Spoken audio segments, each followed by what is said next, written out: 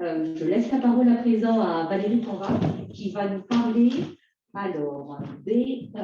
comment mieux dépister. Voilà une question principale, une question centrale, comment mieux dépister et mieux vacciner et où sont les freins à la prise en soin. Merci Valérie. Merci Fanny, merci à tous. Alors, la question des freins, c'est une question pas simple parce que si on connaissait les freins, on le faisait, on les aurait probablement levés, il n'y en aurait plus. Donc c'est une question à laquelle il est difficile de répondre. Néanmoins, j'ai essayé d'en identifier quelques-uns et de proposer d'éventuelles solutions pour avancer au mieux dans cet objectif d'un meilleur dépistage et d'une meilleure vaccination. Je peux avoir la diapositive suivante. Donc, actuellement, le dépistage repose sur le contrôle des 3 marqueurs comme proposé par l'HAS, l'antigène HBS, l'anticorps anti-HBS et l'anticorps anti-HBC. C'est assez simple, donc c'est une simple prise de sang sur prescription médicale dans un laboratoire d'analyse médicale ou dans un CGI. Diapositive, enfin la suite plutôt. Actuellement, on a un cadre qui est assez défini avec finalement très peu de situations où le dépistage est obligatoire. C'est chez les donneurs de sang et chez les femmes enceintes au cours du 6e mois de la grossesse. Un dépistage qui est conseillé avant la vaccination pour les groupes à risque et un dépistage recommandé dans un certain nombre de situations sur lesquelles on reviendra après. La suite. Je pensais que j'avais fait dans l'autre sens, peu importe. Donc, ce dépistage recommandé, je ne vais pas vous lire la liste parce que c'est fastidieux pour vous à entendre, pour moi à lire, enfin pas à lire, mais ça va prendre du temps inutilement. Mais en fait, ces recommandations sont basées sur l'identification des facteurs de risque qui ont déjà été évoqués en termes de transmission par Hélène et des personnes qui, effectivement, soit en fonction de leur origine géographique, de leur pratique sexuelle ou des facteurs de risque professionnels ou de modalités de vie, sont plus exposées au virus de l'hépatite B. Diapositive. Concernant je voulais revenir, vous pouvez faire quelques propositions sur des modifications potentielles. Chez la femme enceinte, quand on dépiste, il est obligatoire de dépister le virus de l'hépatite B pour proposer une sérovaccination, mais ce n'est pas le sujet. Pour nous rendre obligatoire, parce qu'il y a un certain nombre d'études ont montré que ça faisait défaut, c'est chez le nourrisson qui a été vacciné, de s'assurer du contrôle de l'efficacité. Certes, elle fonctionne dans beaucoup de cas, mais pas forcément dans 100% des cas, et dans certaines situations beaucoup moins. Et donc, je pense qu'il serait important de rendre obligatoire le contrôle des anticorps anti-HBS chez l'enfant de 9 à 12 mois, de manière à s'assurer qu'il soit bien protégé, qu'il ne soit pas porteur du virus. Au niveau du dépistage conseillé, on a tous vu arriver à nos consultations des patients qui sont porteurs du virus de l'hépatite B, parfois au stade de complication, et qui rapportent avoir été vaccinés.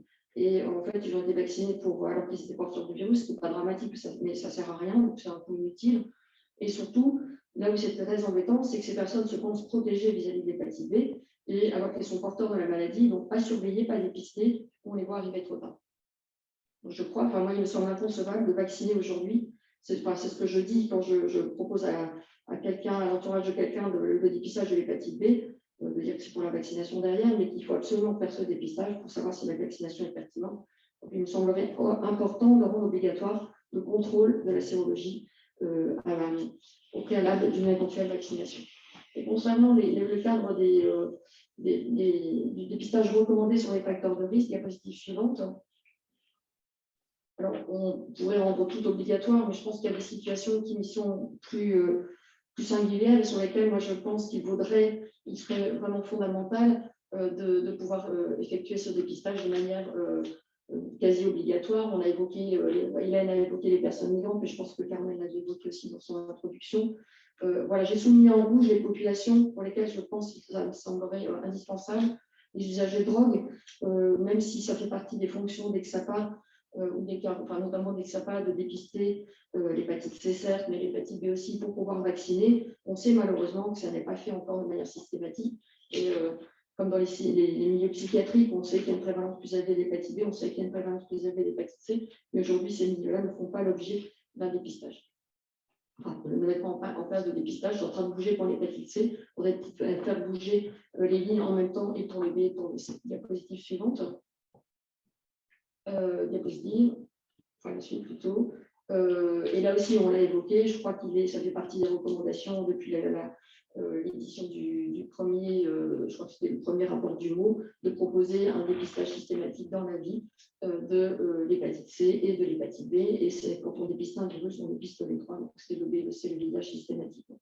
Diapositive.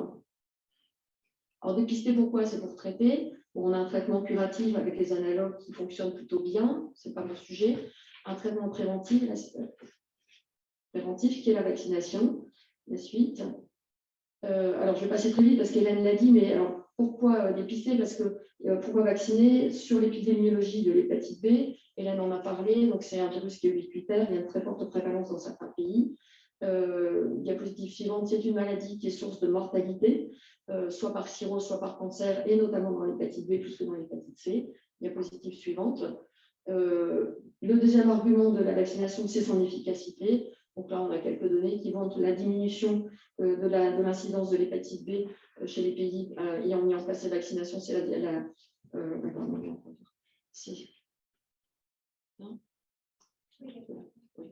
on voit en bleu la prévalence de l'hépatite B avant vaccination, en rouge après la vaccination.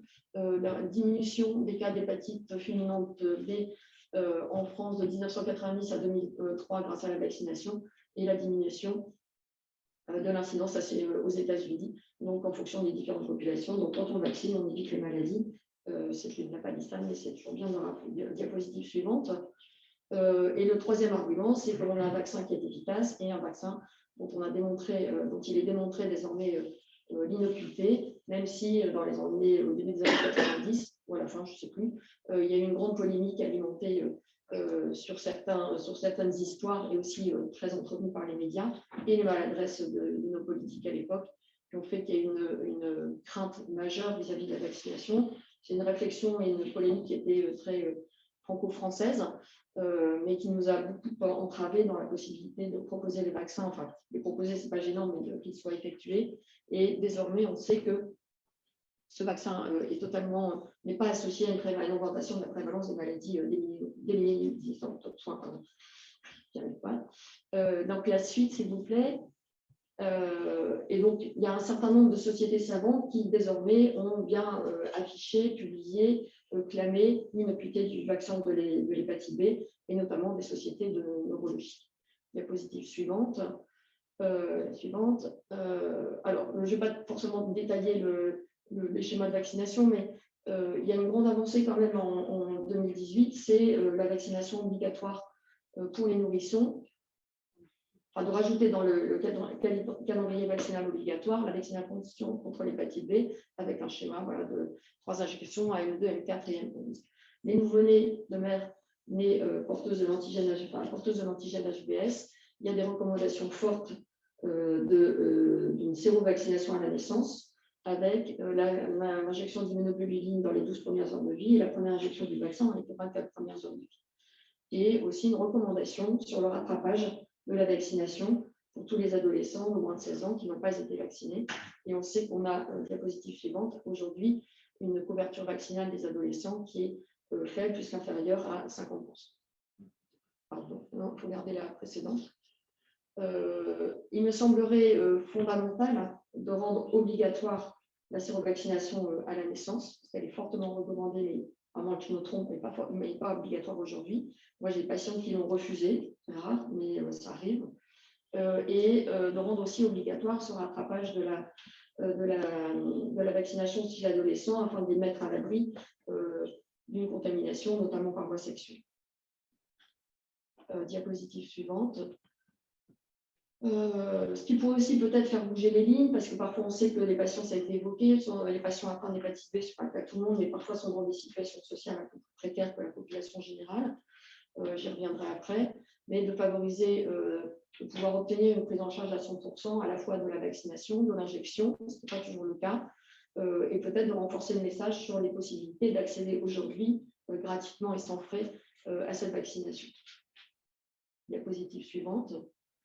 Et je voulais finir en fait sur un micro-focus sur les patients migrants. Alors, j'aime beaucoup cette phrase de Bernard Pivot parce que je pense qu'elle dit tout et qu'effectivement, il faut aller avoir une attention particulière pour plein de raisons, parce que ce sont des gens qui sont en grande difficulté chez nous. Quand on a vu qu'ils venaient de pays dans lesquels on a une très forte prévalence du virus de l'hépatite B et parfois, faute de couverture sociale, faute de connaissances et d'accès à une prise en soins, ce sont des gens qui sont un petit peu laissés sur le bord de la route. Et c'est pas, je crois que dans notre pays, ce n'est pas admissible. Diapositive suivante. Et je voulais simplement rappeler, en fait, quand on a fait l'enquête des files actives avec SOS Hépatique, et quand on interprétait les résultats, il y avait une augmentation du pourcentage de patients hépatite B pris en charge dans les files actives sur les 2 dernières années, avec des chiffres plutôt moyens que j'ai oublié, plutôt aux alentours de 15%, je crois 15-20%. Et puis il y avait un centre où c'était plus de 60%. Donc c'est vrai qu'on était un peu étonné des résultats, puis en regardant en discutant avec Célie, entre autres, on s'est rendu compte que le centre qui était à plus de 60%, c'était le centre de Lille. Donc je n'avais pas identifié ça.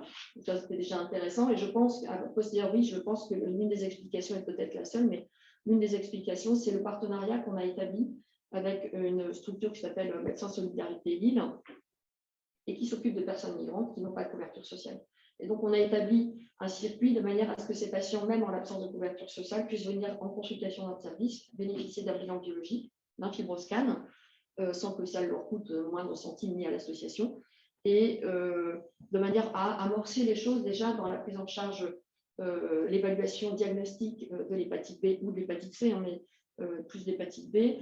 Et donc voilà, quelques résultats. Donc on voit bien ici l'origine d'ailleurs très variée des migrants, mais toutes ces personnes viennent de pays où on a une forte prévalence.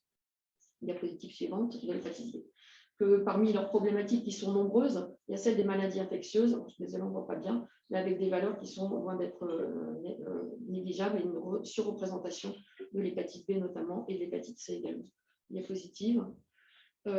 Et donc je crois que dans les moyens qu'on pourrait mettre en œuvre, il y a des choses, des souhaits peut-être complexes, d'obtenir des modifications du cadre actuel de prise en charge des vaccins du dépistage, mais des choses qu'on veut faire d'ores et déjà avec les partenaires qui nous entourent sur le terrain, c'est d'aller à leur rencontre, d'établir des réflexions sur la façon de travailler ensemble pour justement amener aux soins les personnes un peu plus en dehors de la société, et notamment les personnes migrantes.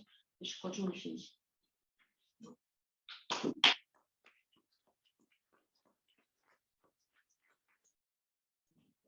Merci Valérie. Je rebondis sur 2-3 de tes informations. Donc déjà, merci encore à tous les 5 parce que vous êtes tous des membres du comité de pilotage des états généraux de l'hépatite B. On a fait plusieurs enquêtes, l'enquête sur avec l'hépatite B, mais aussi une enquête préactive sur l'hépatite B et l'hépatite delta.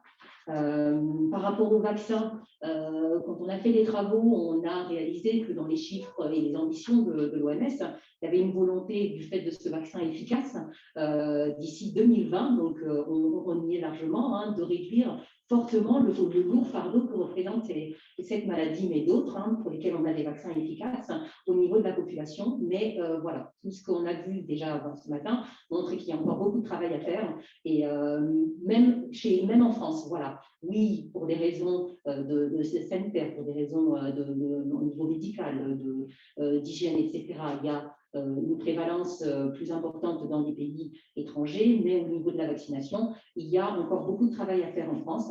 Et enfin, faire bouger les lignes pour les 3 virus. Et la réalité, comme on l'a constaté même chez nous, c'est que voilà, il y a l'hépatite C, il y a le VIH qui est bien devant, et on veut vraiment faire le maximum pour que l'hépatite B soit au même niveau, et après que les 3 virus soient bien portés dans des actions combinées que nous portons sur le terrain, évidemment.